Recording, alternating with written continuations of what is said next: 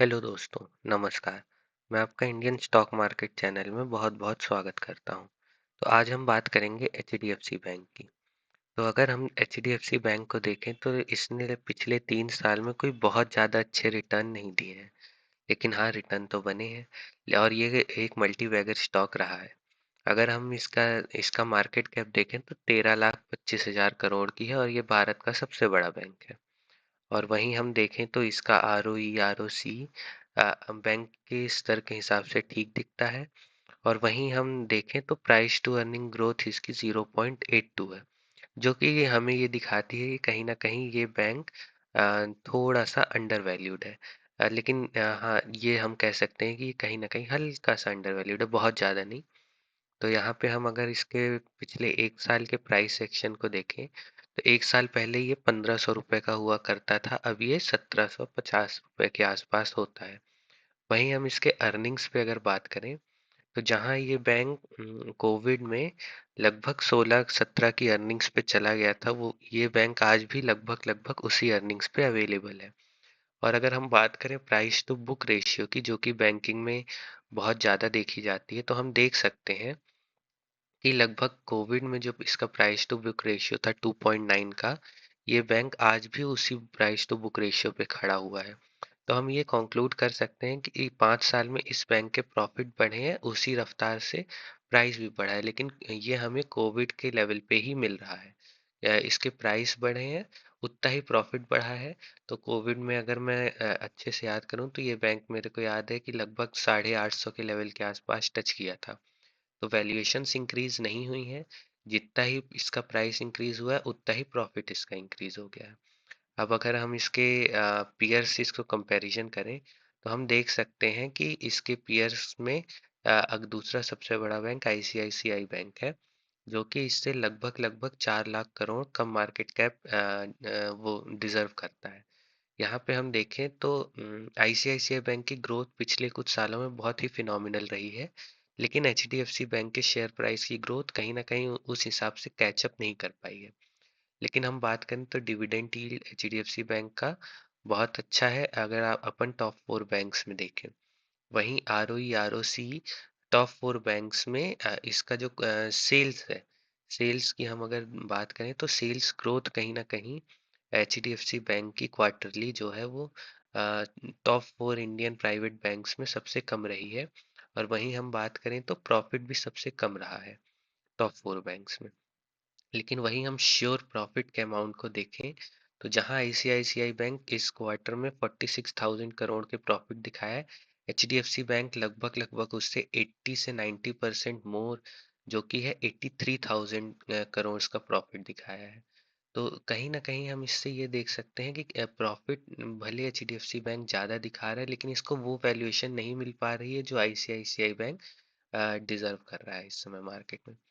अगर हम रेवेन्यू की बात करें तो हम देख सकते हैं कि एचडीएफसी बैंक पिछले सितंबर में जहां इसका रेवेन्यू हुआ करता था 75,000 करोड़, वो अभी हो चुका है बढ़कर 83,000 करोड़।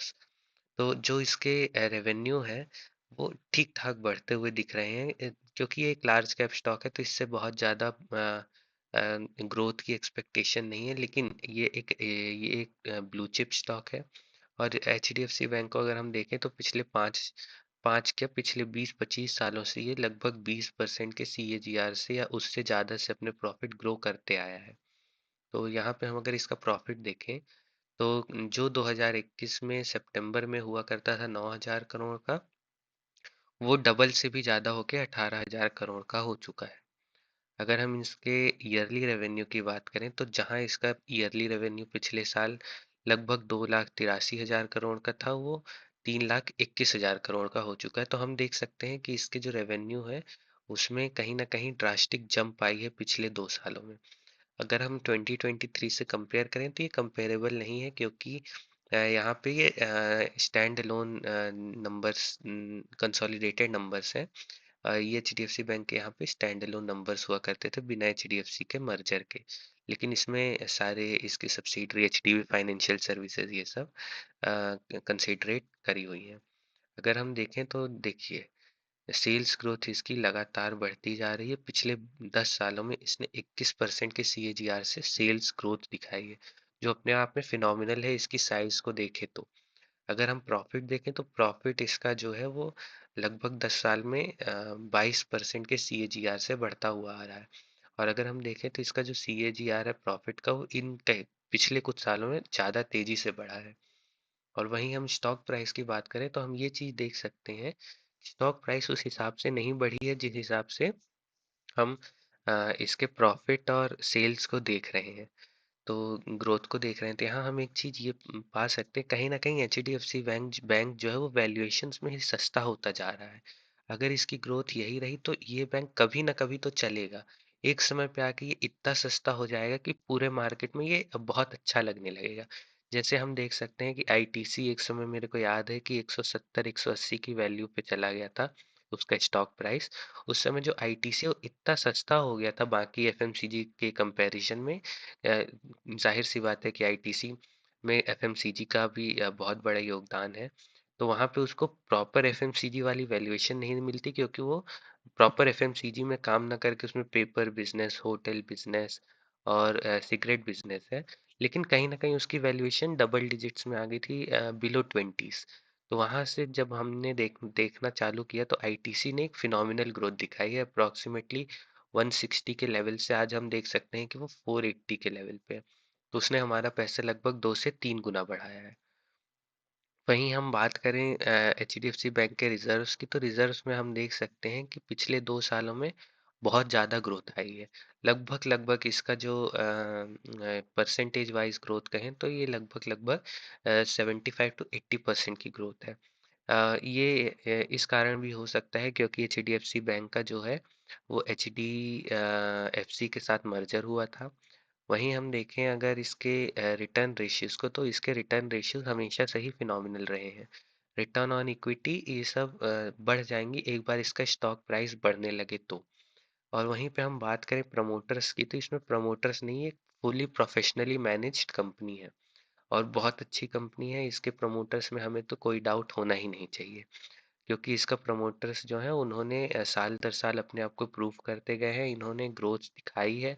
और सिर्फ एक एचडीएफसी बैंक ऐसा बैंक है जो कि विजय माल्या केस में सारे के सारे बैंक्स लगभग लगभग सभी बैंक्स का नाम आया था, लेकिन एचडीएफसी बैंक उस समय भी लोन विजय माल्या को नहीं दिया था। उन्होंने कहा था कि हमें आपसे सिक्योरिटी चाहिए।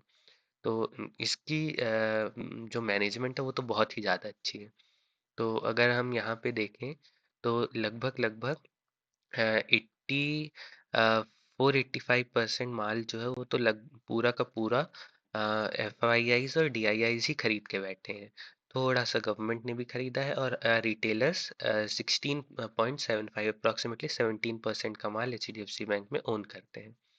तो आगे हमें इसमें क्या करना चाहिए तो अम, ये बस एक आउटलुक है, इस पे आपको बाय या सेल की रिकमेंडेशन नहीं है। तो इसमें हम देख सकते हैं कि H D be financial services का आईपीओ आने वाला है। तो जो H D be financial services का आईपीओ आएगा तो इसमें हम शॉर्ट टर्म में थोड़ी सी स्पाइक देख सकते हैं। तो इसमें क्या हो सकता है कि H D be financial services में शेयर होल्डर्स कोटा हो सकता है। तो उस शेयर होल्डर्स कोटा में अप्लाई करने के लिए आपके पास H D F C bank के शेयर्स होना जरूरी होंगे। तो उसके लिए कोई कट ऑफ डेट आएगी। तो वहाँ पे हम देख सकते हैं कि अगर कुछ कुछ क्वांटिटी में भी रिटेलर्स इसको या थोड़े भी म्यूचुअल फंड टीआईज एफआई जिनके पास ये नहीं है, ऐसा तो बहुत मुश्किल ही है कि उनके पास ना हो, लेकिन अगर उनके पास नहीं है तो वो इसमें थोड़ा सा बाइंग इंटरेस्ट दिखा सकते हैं। तो इस स्टॉक की थोड़ी सी डिमांड आ सकती है। और इसका टारगेट 2000 बताए जा रहे हैं वेरियस ब्रोकर्स द्वारा। देखिए मोतीलाल ओसवाल ने 2050 बताया है, एमके ने 2000 बताया है, एक्सिस डायरेक्ट ने 2025 बताया है, ये इसी साल के टारगेट है। वहीं हम देखें तो जियोजीत पीएनबी परिवास ने इसका 1931 टारगेट दिखाया है। इसका अगर हम टारगेट्स देख के चलें तो 2000 इसी साल में आना चाहिए, ऐसा ब्रोकरेजेस का मानना है। आएगा कि नहीं आएगा ये तो कोई नहीं बता सकता। ये तो दो ही जन बता सकते हैं, या तो भगवान या तो फिर मार्केट ही सुप्रीम है, ये कोई चीज कोई नहीं बता सकता। Thank you.